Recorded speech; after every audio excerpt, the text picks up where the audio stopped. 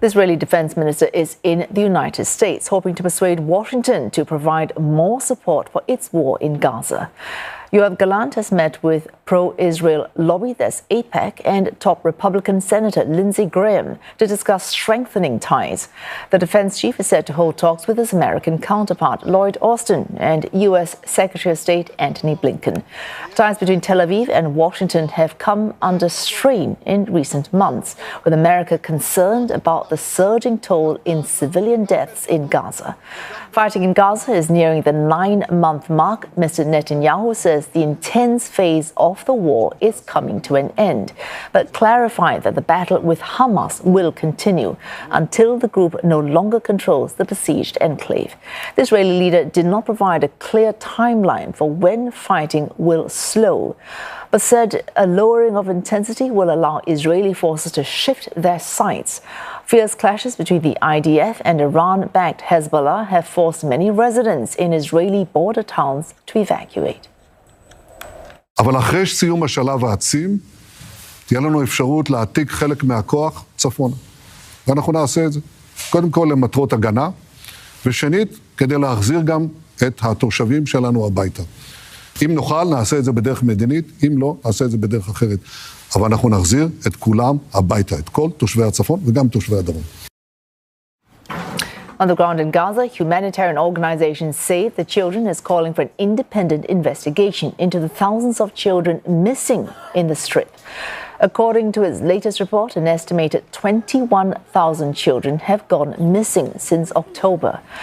Many are feared trapped under rubble, detained by Israeli forces, separated from their families, or buried in unmarked mass graves. And Sarah Coles joins us live from Tel Aviv with more. Sarah, the Israeli Defense Minister Yoav Gallant in the U.S., that visit coming amid strained ties with Washington over military aid. Can we expect the U.S. to give Israel what it wants this time around?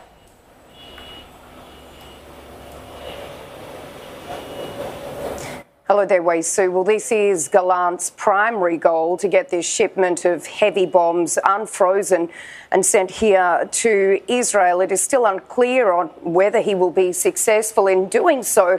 But what is clear is that this fighting between Israel and Hezbollah is really moving toward the brink of a war, which, of course, has the United States extremely concerned. Now, we also need to take into account what we heard from the Israeli Prime Minister Benjamin Netanyahu just last night. He said that the intense fighting phase is over, but the war will continue, with the focus now shifting to that northern border with Lebanon. We also heard from the head of Hezbollah, Hassan Nasrallah. He came out to level yet another warning at Israel, saying that the group would strike widely throughout the country if indeed this escalation, this cross-border fire continues to intensify and actually does spill out into a wider regional war. Now, this, of course, is extremely concerning to the international community. We can tell you that Germany's Foreign Minister, Annalena Baerbock, she'll be here in the region for her 8th wartime visit today. She'll be holding high-level talks here in Israel, also in Lebanon, really trying to bring back this situation between Israel and Hezbollah. Now, in saying this, we also need to remember that it was only last week that Israel published a battle plan to go into Lebanon, and it is under extreme pressure, really, to restore the security situation there in the north, given some 60,000 Israelis remain internally displaced. Wei Su. Oh, Sarah, well, this is looking ahead, switching from Gaza to the north and therefore looking at Hezbollah. But meanwhile, what is the situation like on the ground in Gaza now?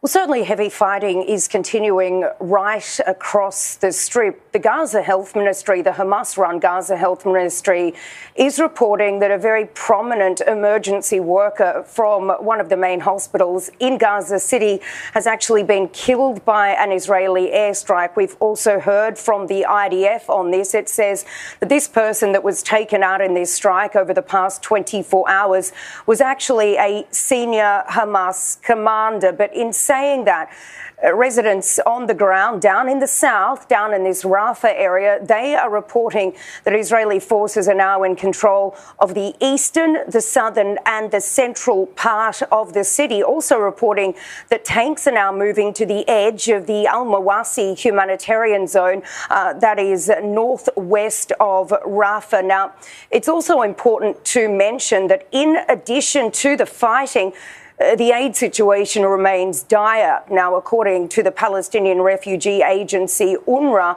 it has come out to say that the breakdown of civil order in the Gaza Strip is now leading to looting and smuggling, which is severely hampering aid deliveries. Now, also, the chief of UNRWA, Philippe Lazzarini, he's also come out today to urge these member states to really try and back this body, saying that they need to push back against Israel's efforts to disband this group. And this comes, of course, after these allegations months ago from Israel that some 13 UNRWA employees were complicit in the October 7 attacks. Wei Su. I think Sarah was reporting live to us there from Tel Aviv.